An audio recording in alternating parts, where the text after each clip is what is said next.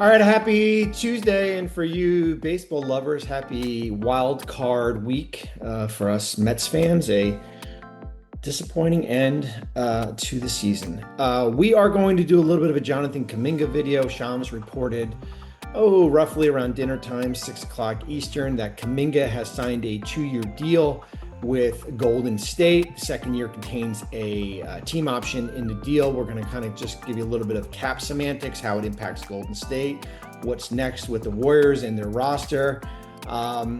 He was facing, as everyone knows, an October 1st deadline, roughly 11:59 p.m. There was an $8 million qualifying offer. If Kuminga signed the qualifying offer, he would have been an unrestricted free agent next year.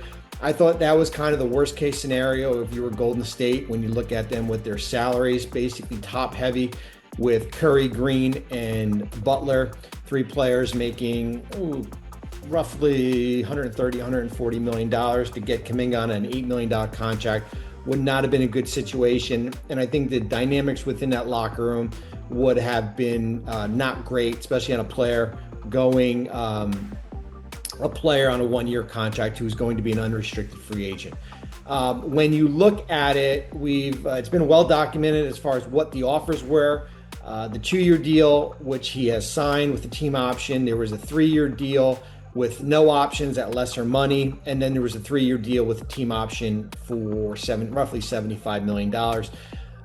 This deal for Golden State will give you a little bit of a perspective from the Warriors.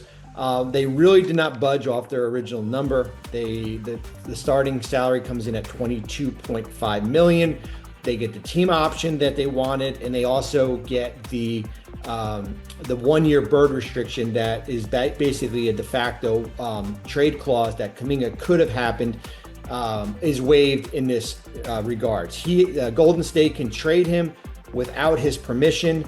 There is no obligation as far as what team Kuminga picks if there is a trade, which can happen starting on January 15th. That trade restriction gets lifted. If the contract was for 2 years straight, there would have been no trade clause, no trade restriction. But because there's either a 1-year deal or there's an option in there, you could have he could have had the right to veto a trade. I even went on TV a few weeks ago and I said, listen, if you want to put the trade, let him have the 1-year bird, fine, because once you exercise the team option in the trade, the 1-year bird goes away. As I said, in part, Kuminga gets a trade bonus. If he's traded on January 15th, it's 15% of what the contract would be, a little over $1 million. Golden State would pay that. That gets added on to his $22.5 million salary. All in all, it's a win-win for both sides. I think when you look at it, certainly from Golden State's perspective, as I said, they didn't budge off where they were. For Kuminga, he was basically staring at an $8 million qualifying offer. He gets an extra $14.5 million. He gets the trade bonus in there. He potentially could become an unrestricted free agent, but that would have Golden State declining that team option or whatever team he gets traded to. If he gets traded, he has non-bird rights. So the maximum that he can make next year is 22.5 times 120%, roughly $27 million. It's still a good deal. That's why you want the higher you go, the better for Kuminga here. When you look at it roster-wise, Golden State right now, they signed Gary Payton II to a 1-year minimum contract. He has a $2.3 million cap hit. They signed Will Richards to a 4-year contract. He has roughly a $1.3 million cap hit. They will sign Al Horford to a 2-year contract for the tax mid-level exception. It starts at $5.685. They are now hard capped at second apron. They are signing DeAnthony Melton to a 2-year contract at the veteran minimum. Melton starts off at $3 million. Remember, when Golden State went into free agency, a lot of these deals had already happened. Certainly with the Kuminga situation, you basically had to get your house in order. Melton comes in at 2 years. They are $2 million, 2019 under the second apron. You are hard capped at that. That gives them the flexibility to sign a 15th player starting on November 11th. They can do that. You can certainly wait until December and give yourself some more flexibility. So roster spot 15 will not come into fruition until sometime early part of the season. 14 players under contract, 12 guarantees, two partial or non-guarantee, 3 two-way players. Golden State has their roster set. There's no Kuminga distraction, at least we don't think.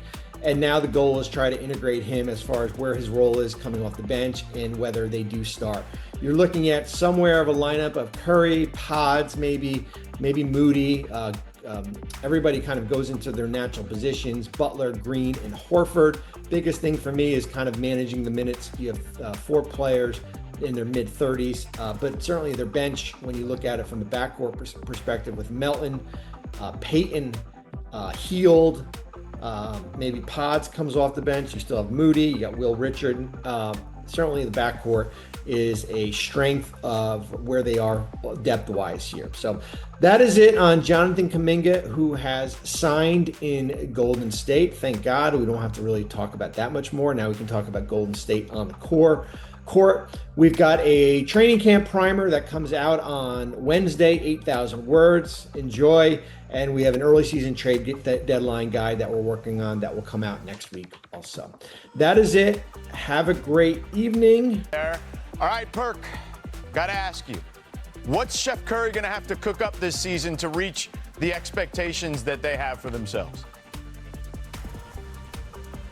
Well, I mean, he's going to have to play like a top 10 player in the league. And one thing, I will never go against the light-skinned brother with the green eyes, especially with him having Jimmy Butler alongside of him. But the problem that I do have is that Malika just talked about it and asked Steph about it, about basically not having, everybody there for us to start a training camp. And I know how vital it is when you're trying to compete for a title and go win a championship, especially getting out of a tough Western Conference. It is crucial to get off a great start. Training camp is more about just what you do on the floor, but it's about the camaraderie, the chemistry that you build off the floor, and they really have to get this Jonathan Kuminga situation done real quick, whether it's, they're going to come to agreement and sign them and he's going to show up or whatever the case may be, but they need to get this behind them.